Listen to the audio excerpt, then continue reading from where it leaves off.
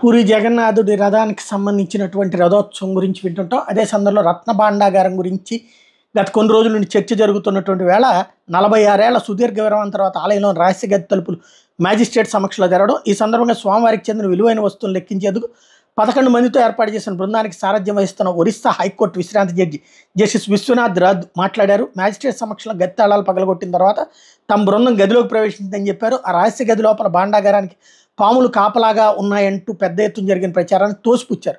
తమ బృందంలో 7-8 మంది ఆలయ మేనేజ్మెంట్ సభ్యులు ఉన్నారని, వీళ్ళంతా బహుడా యాత్ర సన్నాహాల్లో బిజీగా ఉన్నందున తనిఖీలకు ఆభరణాల తరలింపుకు తగిన సమయం లభించలేదని చెప్పారు. అందువల్ల దేవతామూర్తుల ఆభరణాలు, విలువైన రత్నాలు తరలింపుకు మరో తేదీ నిర్ణయిస్తామని చెప్పారు. జగన్నాథాలయం పాలనాధికారి అరవింద పాడి దీని మీద స్పందించారు. ఔటర్ ట్రెజరీలో భద్రపరిచిన ఆభరణాలు ఆలయ ప్రాంగణం లోపల తాత్కాలికంగా ఏర్పాటు చేసిన స్ట్రాంగ్ రూమ్కి తరలించినట్టు చెప్పారు. ఆ తర్వాత దీనికి మ్యాజిస్ట్రేట్ సమక్షంలో సీల్ వేసినట్టు చెప్పారు. మరోవైపున పెంచిన తల్లి సన్నిధిలో జగన్నాథుని లీలలు ఆదివారంతో ముగియడంతో సోమవారం బలభద్ర, సుభద్ర, సుదర్శన్తో కలిసి స్వామి శ్రీక్షేత్రానికి బయలుదేరారు.